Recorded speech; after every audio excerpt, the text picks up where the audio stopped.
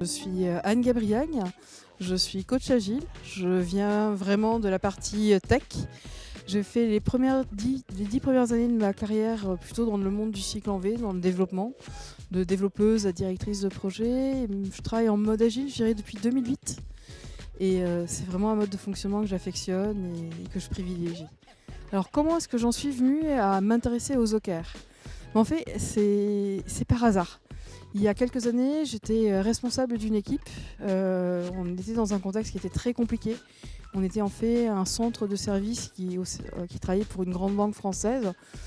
Et on était en gros des fournisseurs. Une relation client-fournisseur vraiment dénuée de sens. Et j'avais une équipe qui ne voyait pas à quoi elle servait. Et c'est en cherchant de l'aide sur la gestion d'équipe, sur comment amener du focus, comment réussir à amener l'attention des gens sur des sujets qui comptent vraiment.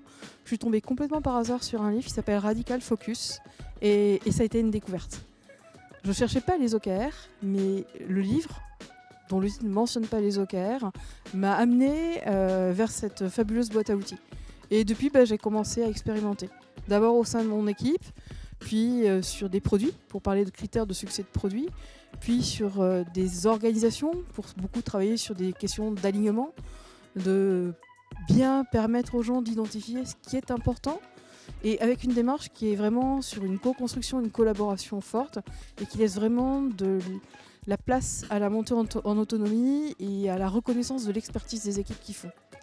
Et là, depuis maintenant 2-3 ans, j'ai commencé à jouer toujours avec cette boîte à outils, mais plutôt dans des cadres de transformation d'organisation, les fameuses transformations agiles. Quand j'ai commencé à regarder les OKR, ce qui m'a paru vraiment intéressant dans leur utilisation au sein des équipes, c'est un certain nombre de critères qui correspondaient complètement à mes besoins à l'époque. Déjà, on avait un besoin de clarifier, à savoir de distinguer ce qui était important, là où l'équipe pouvait vraiment amener de la valeur du reste. J'avais un gros travail à faire en fait sur le positionnement de l'équipe. Ça permettait aussi de les faire travailler sur l'expression de leurs besoins, l'expression de ce que eux considéraient être leur force, leur rapport à l'organisation. Ça a permis de libérer en fait la parole. L'équipe en question, c'était une équipe de réalisation IT, donc des gens pas particulièrement expansifs.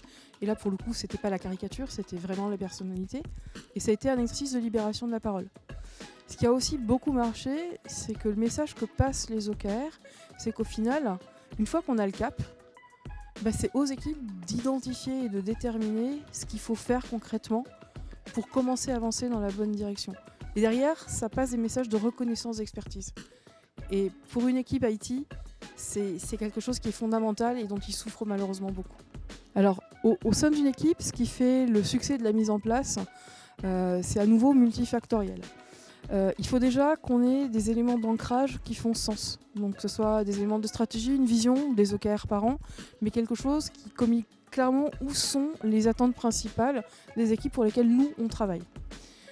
C'est ça qui donne le sens, qui pose le cadre. Une fois qu'on a ça, il faut laisser de l'espace à la co-construction. Je renverse un peu la question. Si vous êtes dans une démarche top-down, où c'est le management qui définit les OKR et qui du coup réduit l'équipe à un rôle d'exécutant, ça ne marchera pas du tout et ça va même piétiner les bonnes idées et l'énergie de l'équipe. Donc il faut vraiment inviter les gens à se projeter, à prendre la parole, à oser parler. L'autre clé, c'est le fait de bien mettre en tête des gens que c'est normal si ça paraît compliqué et que c'est pas grave si on ne réussit pas à 100%. Que derrière, en fait, c'est des logiques d'expérimentation, qu'on va faire des premiers petits pas, qu'on va en tirer des enseignements, et que rater, c'est un enseignement qui a de la valeur. Donc il y a aussi toute cette notion de cadre psychologique. Et le troisième élément qui me paraît fondamental, c'est le suivi dans la durée. Construire la boussole, c'est top. Faire les premiers petits pas, c'est top, mais c'est un marathon. Si on se laisse rattraper par le quotidien et qu'on arrête d'investir du temps dans le suivi, dans l'analyse, au final, ça devient juste un jouet. Et on perd complètement l'efficacité, ce qui vient cadencer et soutenir en fait la démarche d'apprentissage continu des équipes. Alors ce que j'aime aussi dans les OKR, c'est que, sans forcément l'afficher, cette approche possède un vrai effet levier pour amener des équipes à adopter des pratiques, des modes de pensée, un peu une façon de voir le monde qui est complètement en phase avec des éléments essentiels de l'agilité. Et ça peut se faire en douceur en fait par la pratique, sans utiliser des grands mots qui peuvent potentiellement faire peur. En fait, avec les OKR, on amène les équipes à travailler sur des notions d'alignement, de clarification de vision, donc histoire de savoir où on va. On parle beaucoup de l'impact, à savoir pourquoi est-ce qu'on fait les choses. Et on donne en fait du sens au quotidien. On fait les choses pour avoir un impact sur d'autres personnes. On ne fait pas les choses par obligation ou parce qu'on a toujours fait ça depuis 25 ans. On commence aussi à prendre l'habitude de fonctionner en mode itération, en mode expérimentation. Alors, régulièrement, on va s'interroger de là où on est, là où on veut aller, dans quelle direction on veut partir, on l'a à peu près. Du coup, quel premier pas, quel itinéraire on va commencer à tracer. Et très régulièrement, on va faire des étapes de contrôle. Un peu des checkpoints, en mode ok, c'est bon, pas bon. Est-ce qu'on tourne un peu plus à droite, à gauche? Est-ce qu'on s'est trompé, qu'il faut revenir un peu en arrière?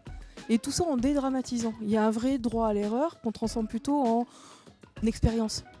Ce qui va être important, c'est apprendre, capitaliser et de prendre des décisions qui sont basées sur des éléments factuels. On va vraiment essayer d'éliminer l'opinion le plus possible et d'amener de l'analyse multifactorielle, je dirais, pour identifier ce qui marche pas, ce sur quoi on a envie de parier, ce où on se dit que ça vaut pas le coup. Donc on a des itérations, on a de l'apprentissage continu, on a des pratiques de rétrospective, d'analyse factuelle, de collecte de données, de repriorisation, de droit à l'erreur. En fait, la pratique des OKR amène dans les équipes, dans le quotidien des équipes, énormément d'éléments qui sont des marqueurs culturels et des pratiques typiquement agiles.